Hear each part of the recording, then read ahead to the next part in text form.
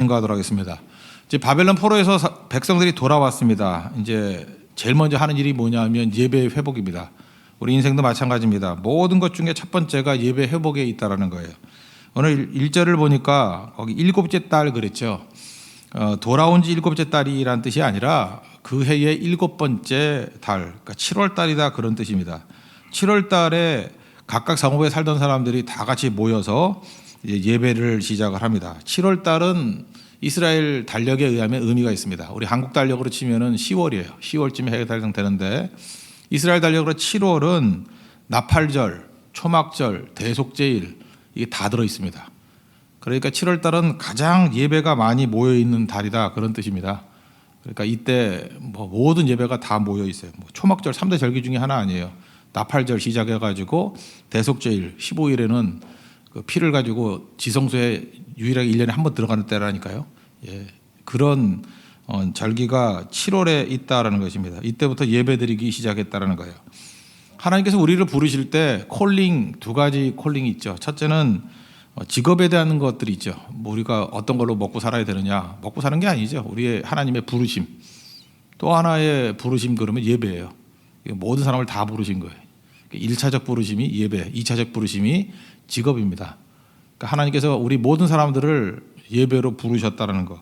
그러니까 예배 드리지 않는 사람은 믿는 자가 아닙니다. 그래서 우리 예배자라 그러잖아요. 예배 드리는 사람이에요. 그죠? 믿는 자의 동의어가 된다는 것입니다. 여기 영적 지도자인 예수와 또는 여호수아 또 정치적인 지도자 수룹바벨이 힘을 합쳐가지고 예배를 드립니다. 그 뒷부분에 이제 8절 이하부터 보면은 성전을 그때 이제 짓기 시작하는데 성전 짓기 이전에 제일 먼저 했던 일이 뭐냐?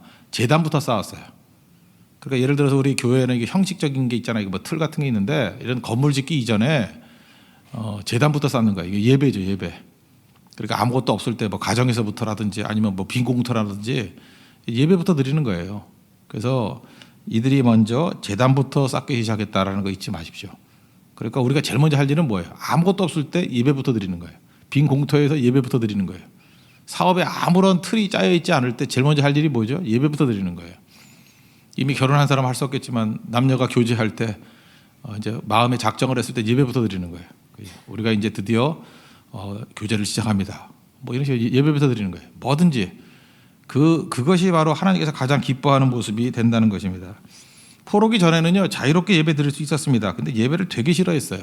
지금도 우리 예배 싫어하는 사람들 있죠. 뭐 예배 드린다 그러면 놀다가도 집에 가버리고 그런 사람이 있는데 그때 그랬다고요.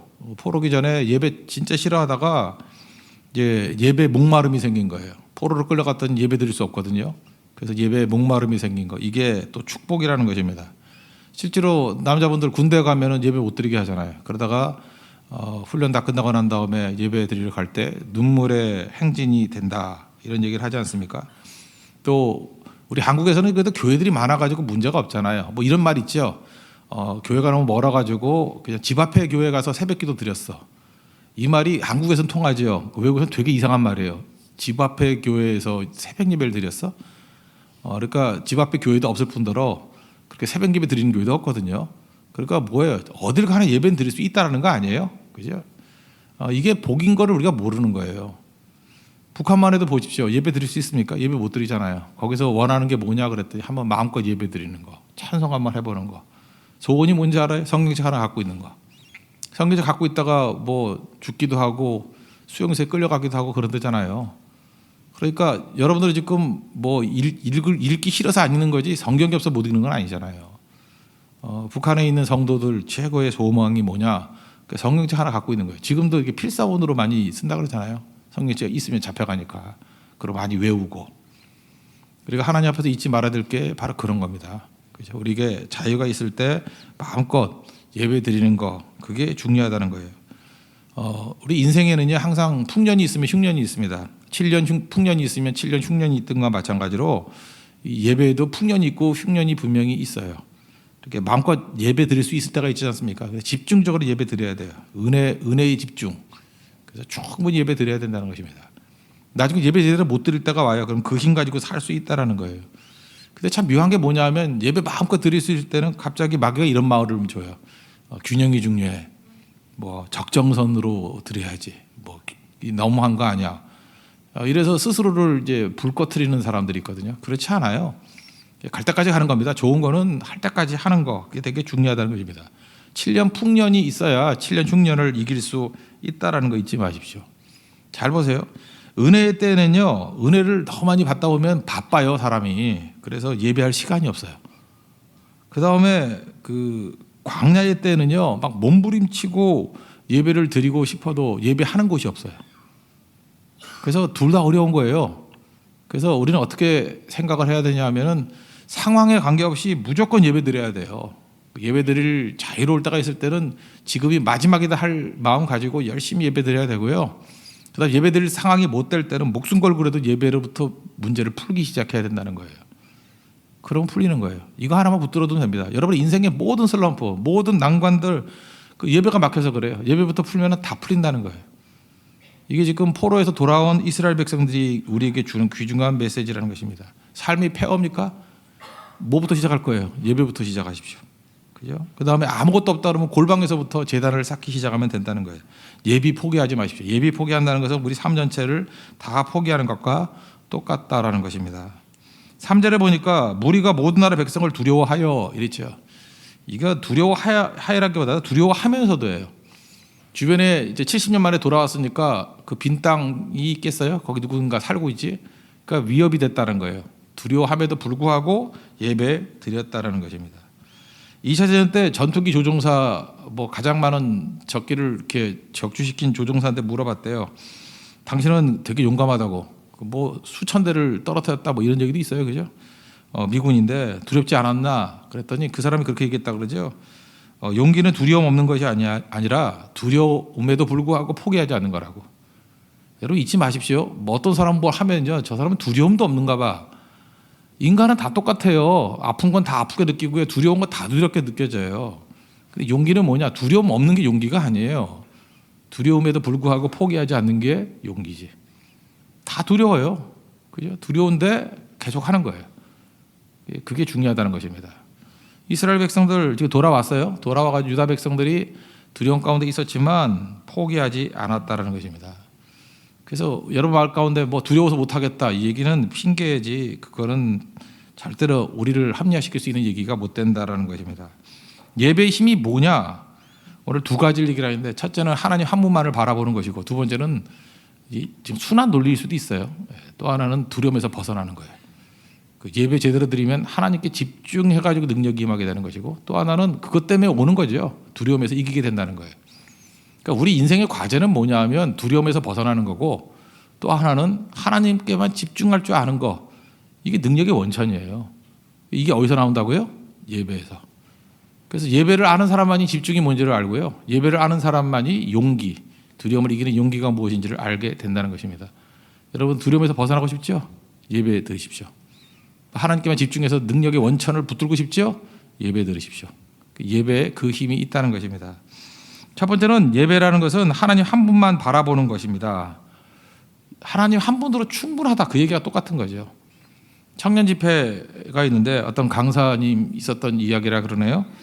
이렇게 집회가 있으니까 미리 본문을 뭐 받아야 될 거 아니에요. 이렇게 주보 같은 데 내야 되니까, 순서지에 내야 되니까. 그래서 전화를 걸어서 본문이 뭡니까? 또 제목이 뭡니까? 이렇게 물어봤다라는 거예요. 전화로 상으로 물었답니다. 그랬더니 이제 목사님께서 본문은 이제 며칠 동안 하니까 본문은 시편 23편 하겠다고. 뭐 시편 23편 뭐 어렵지 않죠. 1절부터 6절까지 그렇게 썼고, 제목은 여호와는 나의 목자시니 이렇게 썼다는 거예요. 근데 그 전화한 친구가 이렇게 청년이기 때문에 여호와는 나의 목자시니 딱 떨어지지가 않잖아요. 그래서 뭐가 좀 어정쩡해 보여가지고 제목이 그게 답니까? 그랬더니 목사님 그랬대요. 뭐가 더 필요해? 그랬대요. 그래서 알았습니다 하고 전화 끊었답니다. 집회를 갔더니 순서지에 이렇게 써 있더라는 거예요. 여호와는 나의 목자시니 뭐가 더 필요해? 이렇게 써 있더라고요. 근데 이 제목에 너무 은혜를 받았대요. 그죠? 여호와는 나의 목자시니 뭐가 더 필요해? 이게 정답이라는 거예요. 정답. 여호와는 나의 목자신데 부족함이 없다. 그거나 뭐가 더 필요해? 똑같은 거죠. 그러니까 하나님 한 분만을 나의 목자로 모신다 그러면 아무 문제 없다는 것입니다.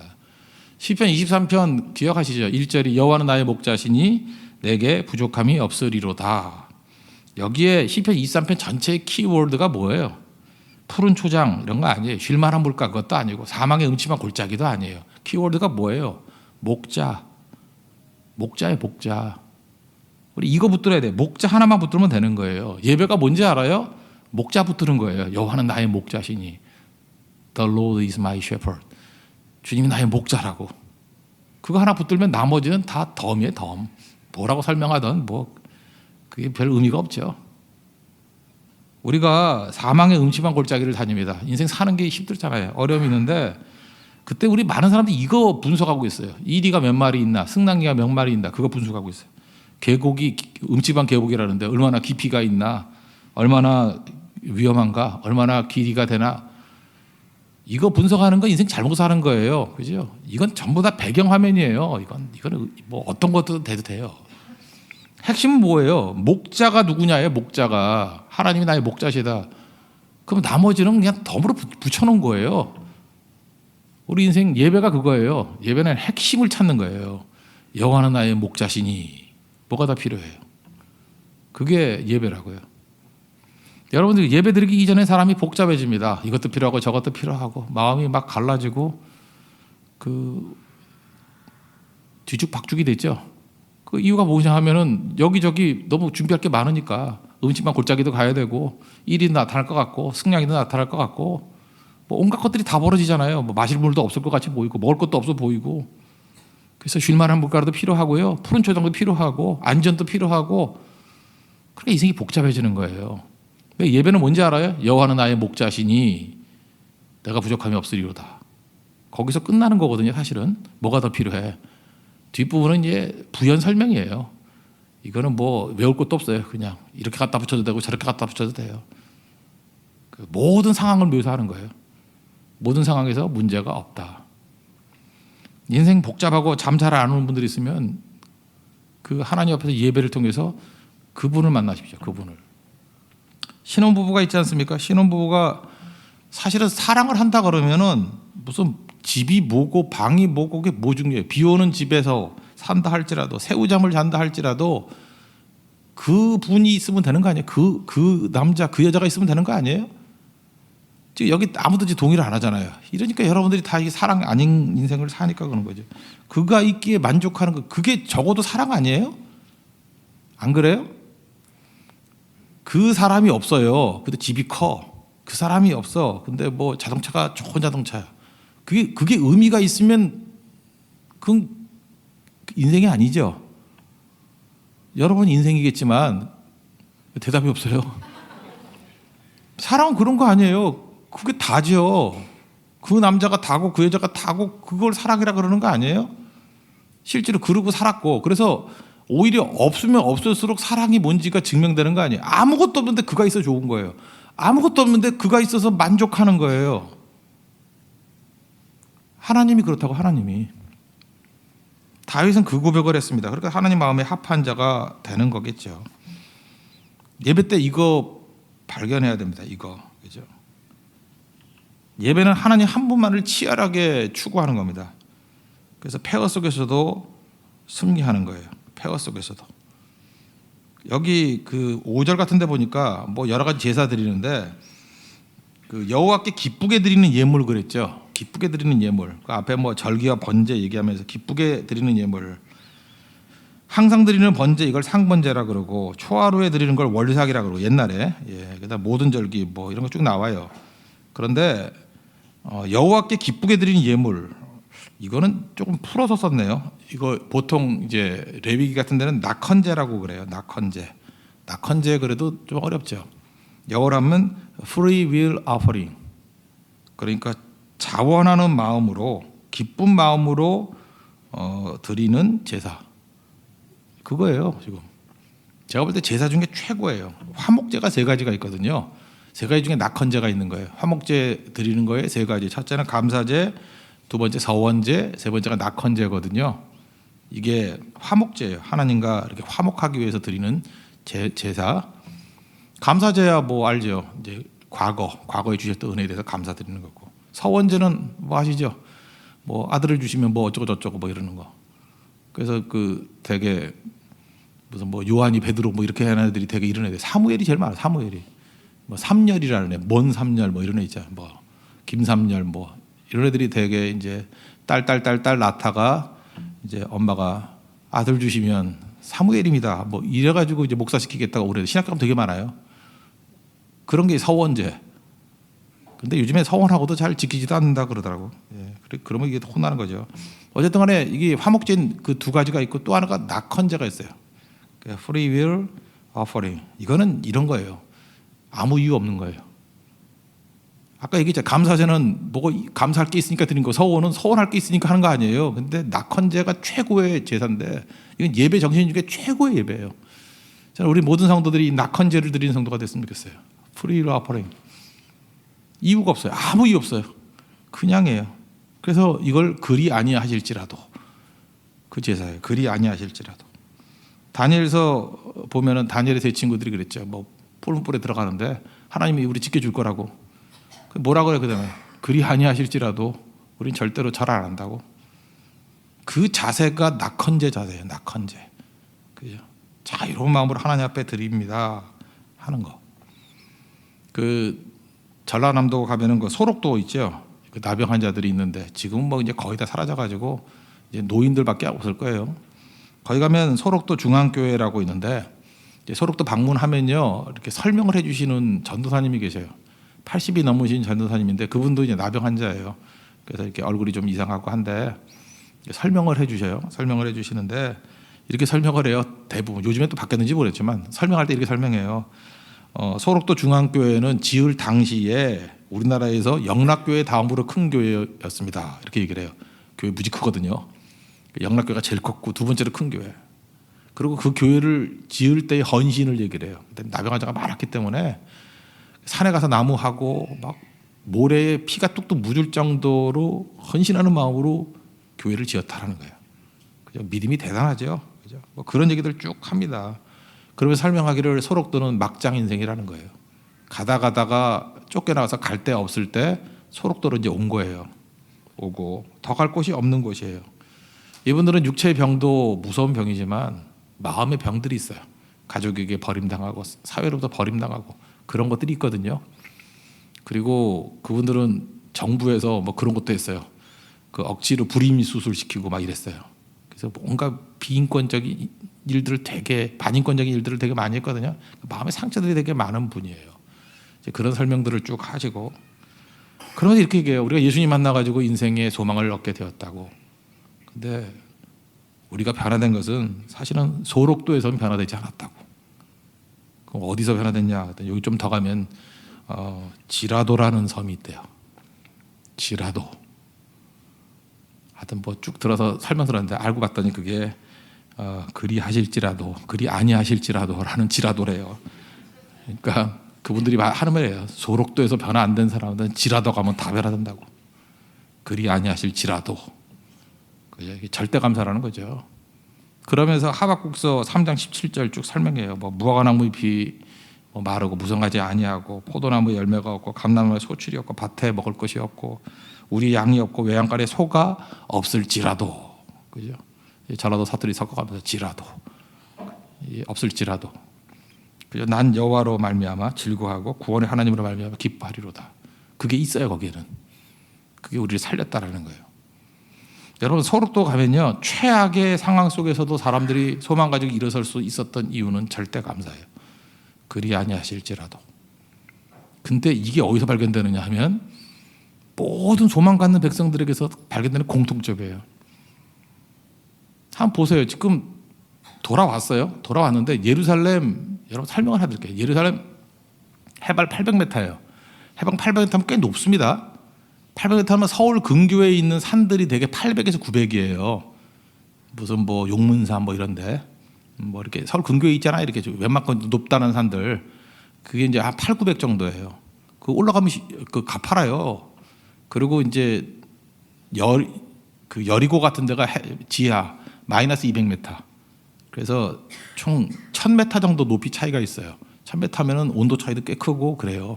그래서 다양한 기후가 다 있어요. 그래서 이스라엘은 좁은 영토임에도 불구하고 사계절이 다 있는 나라예요. 높이 차이 때문에.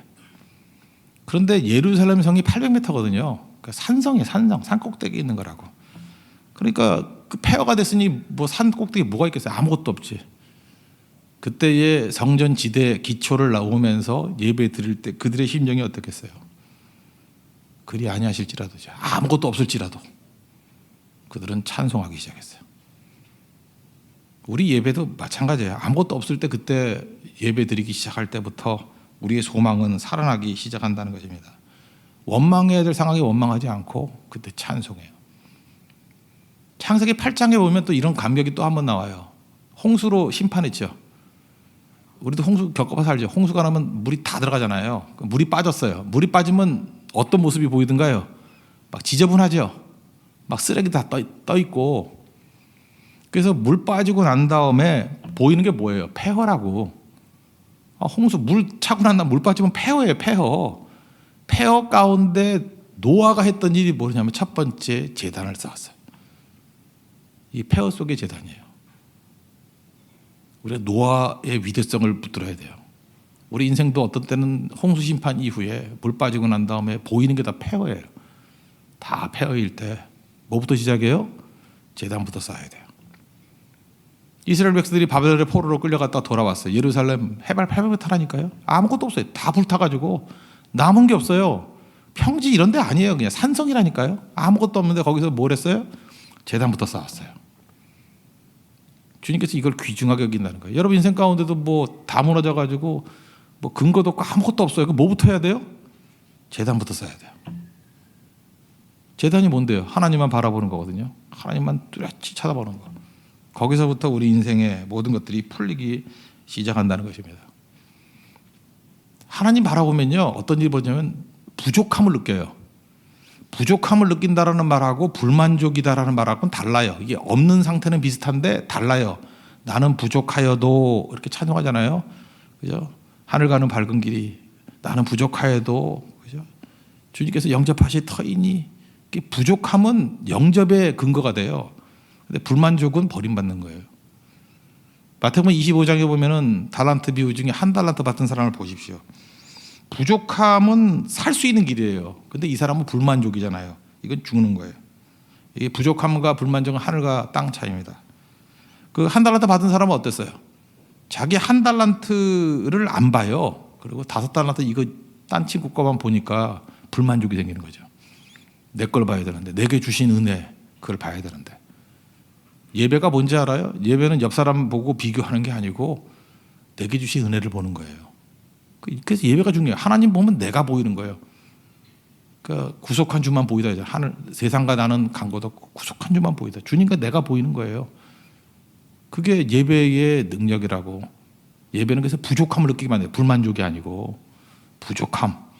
그 부족함은 주님 바라보기 때문에 채워지는 거예요. 또 하나 여기 보세요. 적은 거지만 적은 걸 바라보는 거지 없는 걸 보는 게 아니에요. 근데 한 달란트 받은 사람은 이렇게 하죠. 심지 않은 데서 거두고 해치하는 데서 모으는 자다. 그러니까 없는 거를 봤잖아요. 없는 거. 아니 적을 뿐이에요. 부족함이니까. 적은 거를 오병이어 보세요. 주님께서 축복해 주시면 5,000명이 많고도 10바구니 남을 수 있는 기적이 나타난다고. 없는 게 아니라고, 적은 거라고. 그걸 바라보게 만드는 거죠. 또 하나는 뭐예요? 그 주인과의 관계인데 당신은 굳은 사람이다. 하나님과의 관계가 안 좋아요. 여기 뒤에 보니까 하나님에 대해서 뭐라고 찬미해요? 주님은 선하신 분, 그리고 인자가 한이 없으신 분. 여러분 찬송할 때 이스라엘 백성은 찬송을 두 가지를 했어요. 좋으신 분, 선한 분. 이게 토부거든요. 토부. 그래서 God is good 할 때에, 그죠? 그 토부가 굿이에요. 굿. 보기에 좋으셨더라 할 때 it is good 할 때 토부. 하나님이 좋으신 분이에요. 우리에게 좋은 걸 주시는 분이라고. 그리고 하나님은 어떤 분이에요? 인자, 헤세드거든요. 거기서 unfailing love, 결코 실패하지 않는 사랑. 이게 신약에 나오면 뭐 아가페 사랑 그런 거죠. 그러니까 사랑과 선함이 끝이 없어요. 그게 선함과 인자예요. 선함과 인자하심이. 하나님을 찬미하잖아요. 그러니까 하나님에 대한 관계가 좋아야 되는데 이 한 달란트 받은 사람은 어때요? 당신은 굳은 사람이에요. 나쁜 사람이라는 거예요. 그죠? not good이에요. not good. 그게 아니잖아요. 낫굿, 그러니까 NG지. 하나님은 NG래요. 이런 사람이 이게 복 받겠냐고요. 하나님이 좋으신 분이죠. 나를 사랑하시는 분이라고. 예배는 그거예요. 예배는 그걸 회복하는 거예요. 예배를 주님께 집중한다는 건 뭐냐면 주님은 토부, 선하신 분이시고 인자가 넘치시는 분이라고요. 토부와 헤세드가 넘치시는 분. 그 예배라고요. 그리고 내 적은 것, 없는 게 아니라 적은 것도 축복하시면 얼마든지 늘려줄 수 있는 분이시고, 그리고 하나님께서는 그죠? 내 인생 가운데 부족함은 있지만 불만족을 주시는 분이 아니라는 거예요. 예배가 없으면 어떤 일이 벌어져요? 이거 반대가 된다니까. 예배 없으면은 맨날 불만족이야. 원망과 불평이 떠나질 않고 자기 가슴을 완전히 지배를 해버리고, 그리고 맨날 없대요. 없는 것만 보이고, 그리고 상대를 악하게 봐요. 하나님을 악하게 봐. 굳은 사람이래. 나쁜 것만 볼 뿐만 아니라 있지도 않은 나쁜 것까지도 덮어 씌우는 거죠. 하나님은 악한 분이라는 거예요. 내게 절대로 좋은 거 안 주시는 분이라는 거예요. 예배가 이걸 다 뒤집어 버리는 거예요. 예배가 중요한 거겠죠. 예배가 살아나면 모든 것들이 다 살아나게 된다는 것입니다. 예배 드려야 된다는 거예요.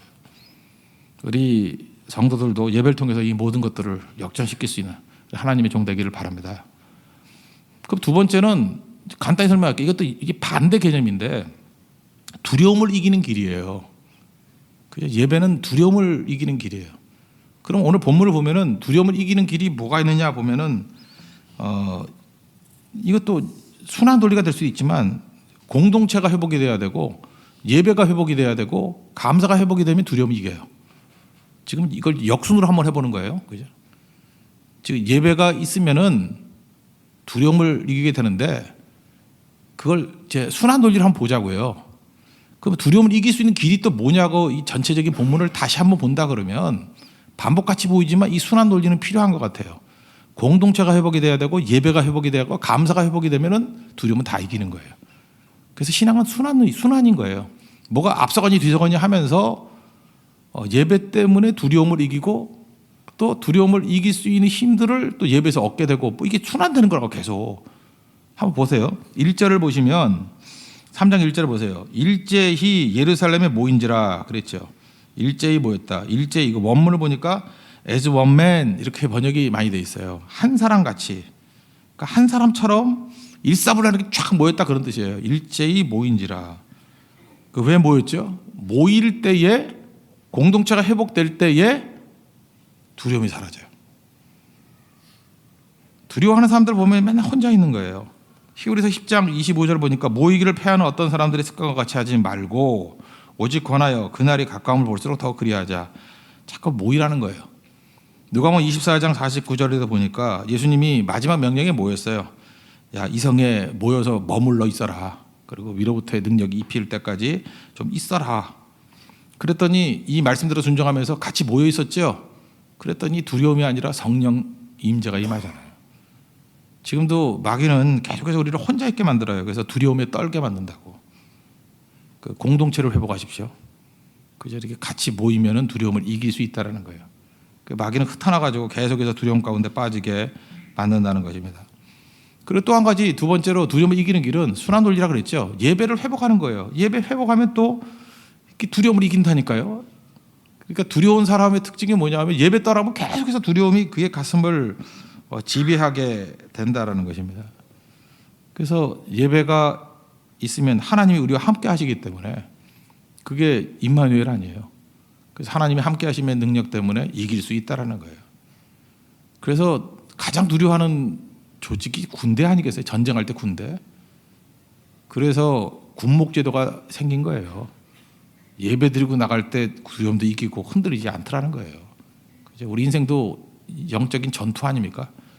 예배 드리고 뭐든지 시작하십시오. 그래야 두려움 없이 이길 수 있다는 거예요. 그래서 두려움이 많은 곳이 있어. 두려움을 깰 수 있는 제일 큰 힘이 뭐라고요? 모여서 하는 예배예요.